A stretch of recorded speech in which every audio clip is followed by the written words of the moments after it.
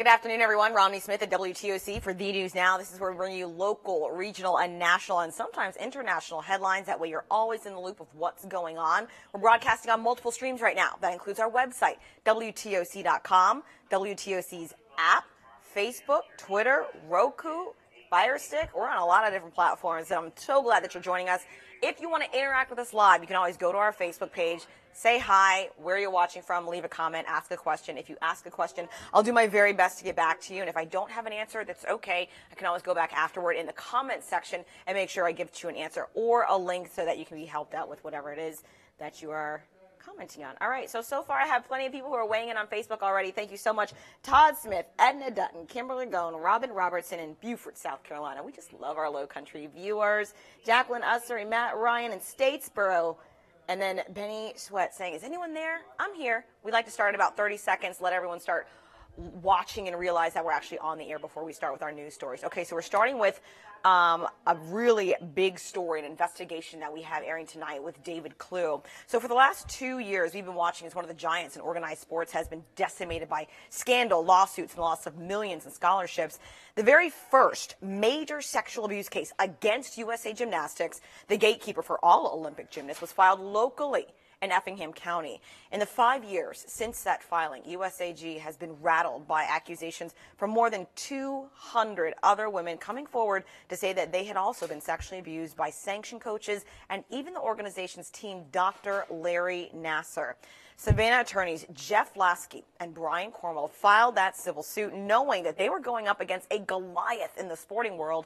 But they also say they told USA Gymnastics they had and the damage it could cause the organization if the case went public. They thumbed their nose at us, and I think they thought we were two little yahoos from Savannah, Georgia, that didn't know what we were doing. And we're in a little community of Effingham County, and what kind of threat could that be to a giant behemoth like USAG? So we gave them an opportunity. We warned them, and when they thumbed their nose at us, that was probably the best thing that ever happened to Brian and I, because then we were able to affect the national change that's been affected by this case. Tonight at 6, WTOC investigative reporter David Clue continues his reports on the Jane Doe versus USA Gymnastics case. That case just settled, but not before it helped take down an Olympic giant. I sit right across from David. You do not want to miss his story coming up tonight in the 6 o'clock newscast. Well, there are a lot of Georgia Southern alumni in our area. Makes sense since we're pretty much right by Statesboro. And you may be interested to know that the president of GSU might actually leave. This is the #1 story on our website right now. Here's a live look at it. The president of Georgia Southern announced as a finalist for positions at 2 different colleges. Of course, we made some calls. We got some details for you because that's what we do. So Dr. Jamie Herbert is visiting the University of Houston Clear Lake right now because he's a finalist for the position of Senior Vice President for Academic Affairs and Provost. He's also a Provost candidate for the University of Louisiana Lafayette, which is his alma mater. WTOC has reached out to the Board of Regents to learn the next steps moving forward. As soon as we get more information, we will let you know. But again, the president of Georgia Southern University announced as a finalist for positions at 2 different colleges. Switching gears now back locally, the family of Ricky Boyd, the man gunned down by officers in January of this year, held a silent protest at City Hall this afternoon. Officers shot and killed Ricky Boyd in January while serving a warrant for his arrest. Boyd's family says body camera video can prove whether or not authorities acted justly in shooting Boyd. The family and their attorney are now calling on the city to release that body camera video. Police say Boyd came out of the house with a gun and refused to put it down, but the family that was there said he did not have a gun. We want his name cleared. Ricky Boyd did not commit the Hudson Hill homicide. Ricky Boyd did not have a firearm in his hand when he exited the house on January 23rd. Ricky Boyd did not initiate gunfire. Ricky Boyd did not shoot the sergeant on scene that morning. All of these things have been said by the city of Savannah or by the interim police chief, and none of those things are true. To read more stories, you can always go to our website, WTOC.com, about the investigations we've done surrounding Ricky Boyd. I can never leave out my low country people in South Carolina. Today, a group of South Carolina representatives will actually tour the Lee Correctional Institute, where those deadly riots happened earlier this month. One of the biggest issues is the state's prison system facing contraband issues. 7 inmates were killed during the riots and another 22 were injured. Prison officials say cell phones and other kind of contraband, along with understaffing, are top problems that they're working to find a solution to.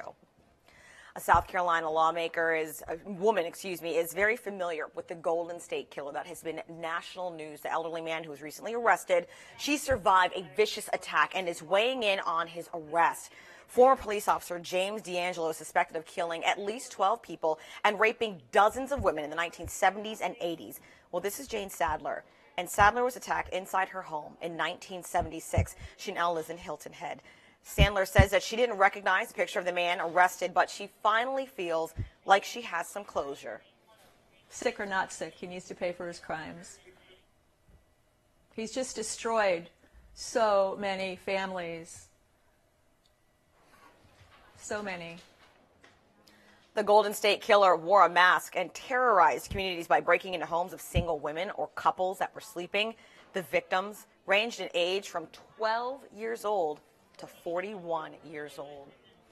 All right, now back super locally, meaning actually at the station. One of our former late anchors, Don Lagana, who many of you know very, very well, we are honoring his memory. He used to raise a lot of money for the Georgia chapter of the National Multiple Sclerosis Society.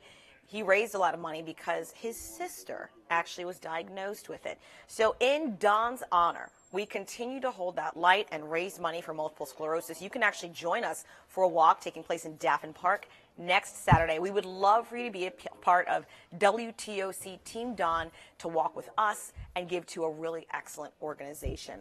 All right, I always tell you guys, you can interact with us live on Facebook right now if you have a comment or a question. I don't see any at this point in time relative to any specific stories that we have, so keep in mind the next time you can see us is at 4 o'clock on the CBS affiliate in Savannah, and we're always online at WTOC.com and our social media platforms.